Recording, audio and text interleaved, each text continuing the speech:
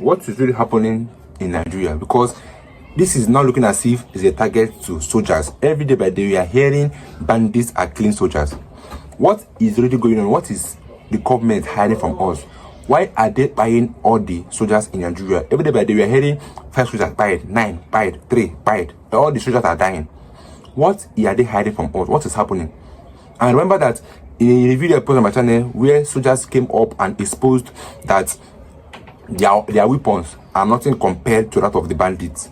That when they went to confront the Boko Haram members, that they had just 60 rounds of gun, and then the terrorists had more than them.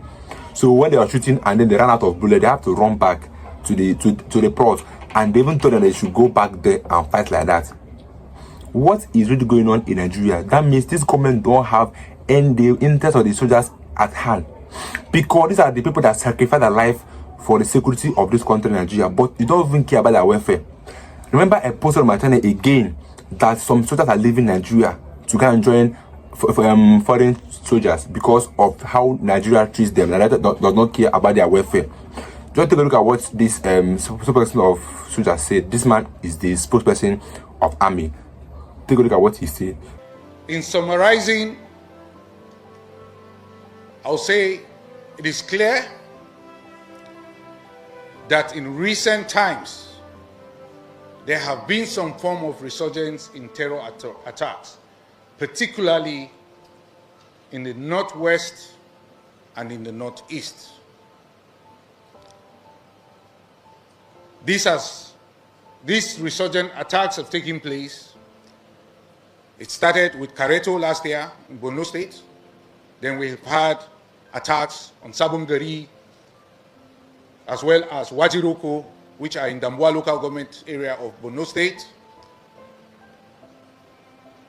We've also recorded attacks in Chibok and Goza local government area of Borno State, as well as attacks in Gudu, Ilela, Isa, and some locations in the northwest. I would say that the resurgence of these attacks by these terrorists are attributable to influx of foreign fighters that come in as reinforcement for these terrorists. These foreign fighters are from the Sahelian region, and this situation is made worse by local collaborators that form a support base for these terrorists. They serve as informants reporting on troops' movements to the terrorists. However, in spite of this situation, troops are profoundly conscious of their role and responsibility in ending insurgency and terrorism across our nation. Please sit down.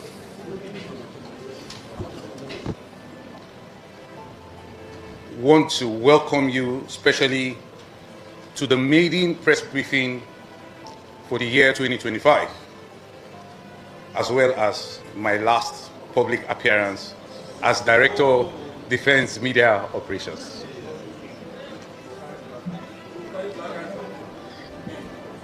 Having said that, let's get right into the business of the day. Just yesterday, we marked the Armed Forces Celebration and Remembrance Day. And as we already know, the occasion was to celebrate we the living personnel and honor our fallen heroes. In fact,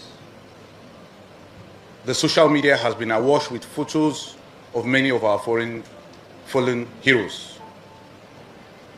And I want to say that these fallen heroes have not died in vain.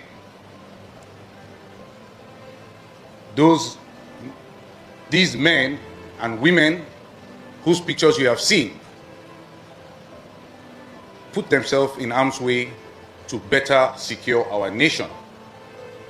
And as a result of each and every death, we are indeed a safer country.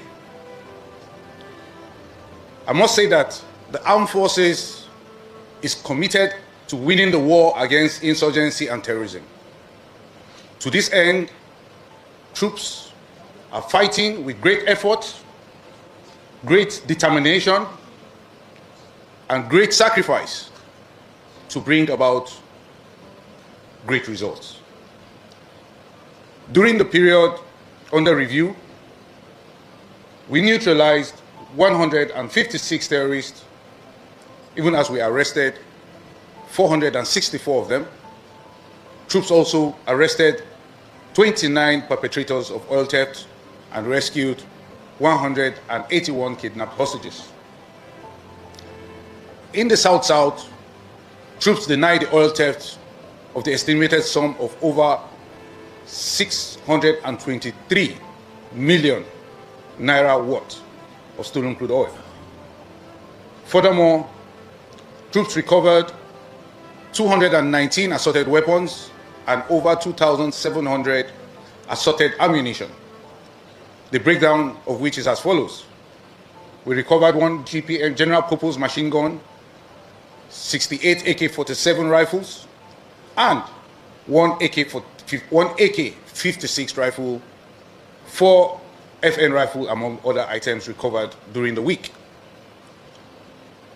Other items include over 1,600 rounds of 7.62 millimeter special ammunition, as well as over 670 rounds of 7.62 millimeter NATO ammunition, 8 vehicles, 42 motorcycles, and 29 mobile phones, among other items recovered in the course of operations this week. Troops in the Niger Delta area discovered and destroyed 48 crude oil cooking ovens, 10 dugout pits, 28 boats, and 6 speedboats, among other items recovered in the course of the week. Troops equally recovered over 705,000 liters of stolen crude oil, over 6,800 liters of illegally refined AGO, otherwise known as diesel, as well as over 1,500 liters of DPK, otherwise known as kerosene, and 800 liters of PMS, otherwise known as petrol. Let me now take you through our operations across the country, beginning with the Northeast, where we have Operation Hadinkai. The troops of Operation Hadinkai conducted several offensive operations during the week. These operations resulted in 76 neutralized terrorists and 72 of them arrested, with 18 kidnapped hostages rescued. The troops also recovered 1 general purpose machine gun, 28 AK-47 rifles, 4 FN rifles, 753 rounds of 7.62 millimeter NATO ammunition, among other items recovered. Now, the air component of Operation Hadinkai, following credible reports and confirmatory intelligence surveillance and reconnaissance, carried out air interdiction on terrorists located at Wulade in Gwaza local government area of Borno State. The air component operation of Operation Hadinkai was conducted on the 6th of January, and terrorists on gun trucks were sighted, the targets were acquired, and subsequently engaged. Now, battle damage assessment revealed that several terrorists were eliminated, as well as their logistics destroyed as a result of that airstrike. We can now cross over to the Northwest, where we have Operation Fansanyama. The troops of Operation Fansanyama conducted several operations during the week under review. The troops neutralized 64 terrorists, arrested 69, and rescued 62 kidnapped hostages in the course of the week. The troops also recovered 25 AK-47 rifles, 370 rounds of 7.62 millimeter special ammunition, and a box of 12.7 millimeter ammo, among other items recovered as a result of the operations. Now, to the activities of the air component of Operation Fansanyama. On the 6th of January, following credible reports, the air component of Operation Fansanyama conducted air interdiction in continuation of ongoing offensive operations in the northwest. Terrorists located in Alawa Forest, which is in Shiroro local government area of Niger State, were acquired and subsequently engaged. Now, battle damage assessment revealed that several of the terrorists that were sighted were indeed neutralized and their structures destroyed.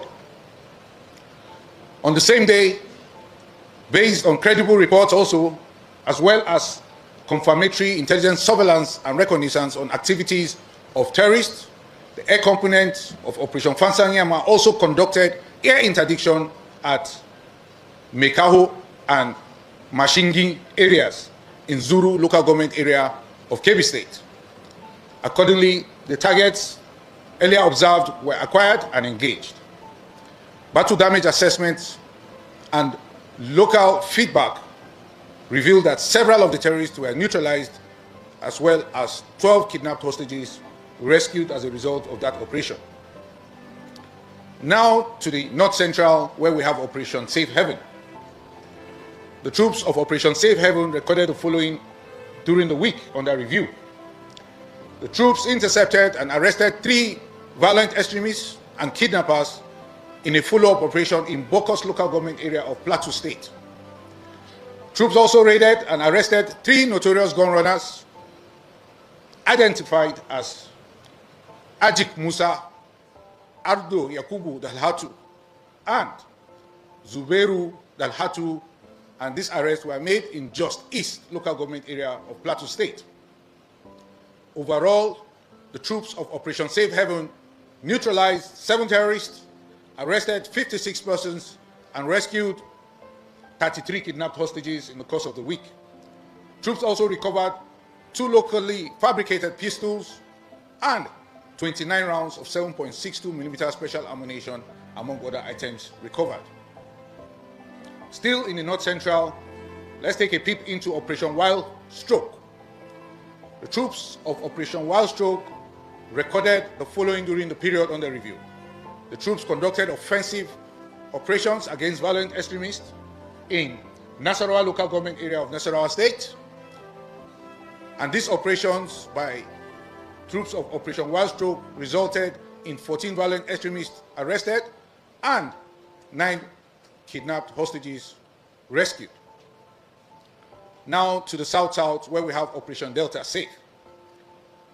The troops of Operation Delta Safe maintained the momentum against the activities of crude oil theft. The troops destroyed several illegal refining sites and recovered stolen products. The troops also conducted offensives against violent extremists and kidnappers in Ugeli North and Warri South local government areas of Delta State. Furthermore, troops conducted offensive operations to violent extremists and militant camps in Brass local government area of Bayelsa State. Overall, the troops of Operation Delta Safe recovered over 705,000 liters of stolen crude oil. They also recovered over 6,865 liters of illegally refined AGO and 1,500 liters of DPK, otherwise known as kerosene, and 800 liters of PMS, otherwise known as petrol. Additionally, the troops discovered and destroyed 48 crude oil cooking ovens, 28 boats, 56 storage tanks, and 46 illegal refining sites. Other items recovered include 14 assorted arms and 320 assorted ammunition, among other items.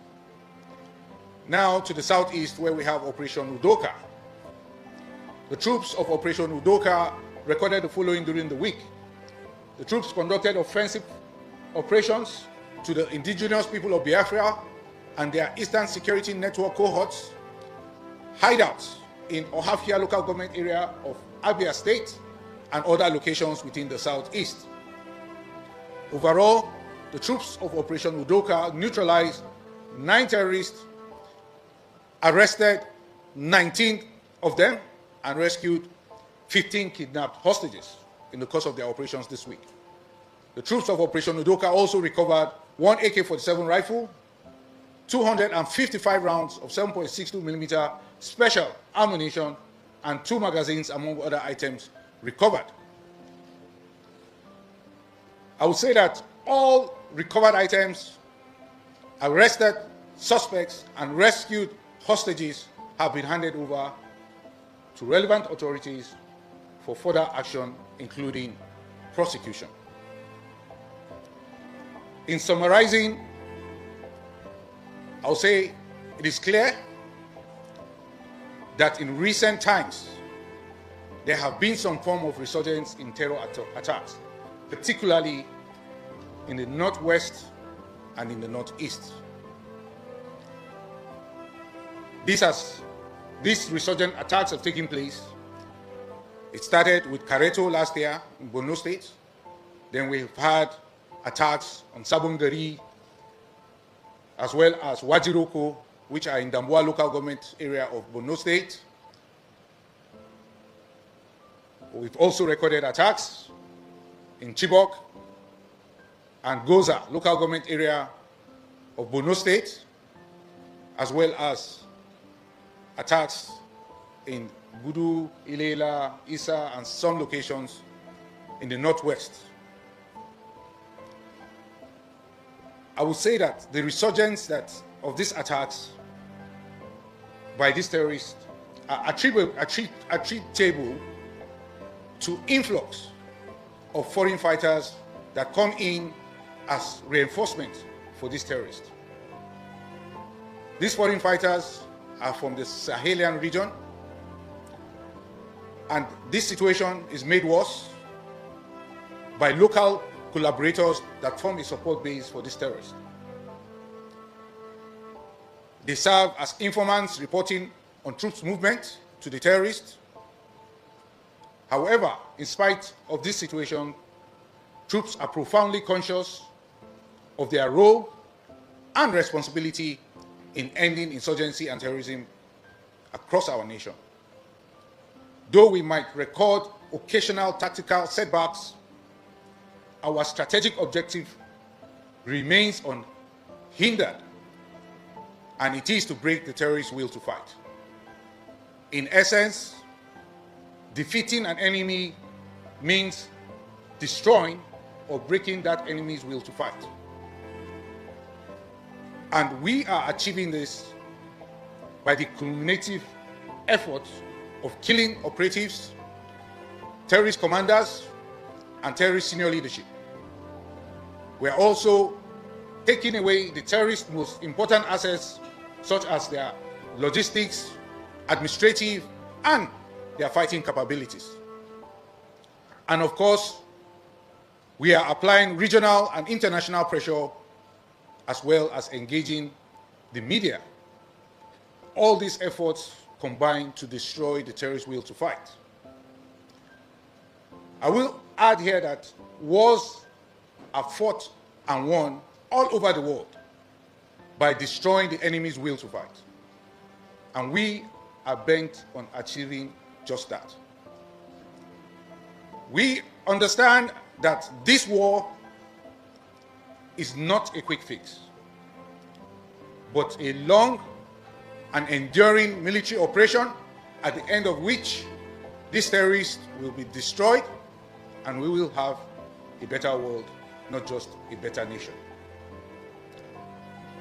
We also understand that we all want to be in a different situation. A situation whereby all this insecurity is over and the terrorists completely eradicated. Sadly, we are not there yet. But I can assure you that we are inching closer every passing day. On the whole, security is everybody's business. Therefore, we must not compromise on security. For if we compromise on security, we compromise everyone's security. significantly, I will say that as you day for who day for you this year, know that the military day for you, day for us. That. Okay, so what we could do, being that is my farewell briefing, I would like to have the voice together. So I would request that maybe we start with the women. They come about how the office was successful during the period. It would have not been possible without the support of the Chief of Defense Staff, General C.G. Musa.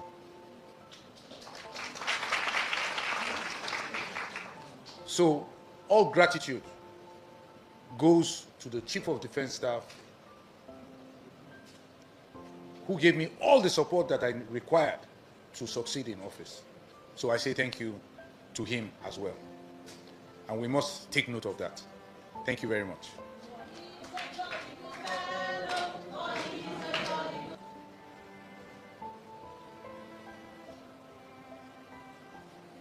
May the souls of our fallen heroes rest in perfect peace. The rate at which our soldiers are dying these days is alarming. Every day we are hearing in cases of soldiers being pied, and most of them, even in the northern side, we hear cases of death every single day. We are hearing that this soldier was pied by 3, 5, 7, and these are how they keep on reducing our soldiers. I don't know what is happening. And everything must come out. That's the only thing I know. Everything hidden must come out. We must know the reason why these things are happening, because it's not getting out of hand. I know the reason why every single day by day in Nigeria we're only hearing about our soldiers being pied, some people being pied, attacked, terrorists. If the terrorists is the top talk of time in Nigeria, and that's why Nigeria can never be one, because the level of insecurities is alarming. And the federal government are even leaving the thing that they meant to fight and are fighting on that thing. Why are they fighting for? Why are they fighting IPOBs? Whereas we have Lakwara terrorist group, we have Boko Haram members, we have bandits. All these people are terrorists that are terrorizing Nigeria. But they will not go after them. But they are busy looking for who is not looking for them. Tell me what Nan can have done to be in detention till now. Tell me what Sunapa have done for Nigeria to be looking for him to be brought down to Nigeria. Nothing. So what is the essence of looking for who is not looking for you? We have securities here, and nothing is being done. What is our Southeast governor doing? What is our Northern governor doing? What are they doing? If the federal government are not doing anything, what are the state government doing to protect their own states? That's the question to be asked. Nothing. It's so sad that this is happening in Nigeria, and like I said, the truth must be out one day. So I'd like you guys to subscribe and air your views in the comment section. I'll see you guys in my next video. Don't forget to subscribe. Stay tuned, guys.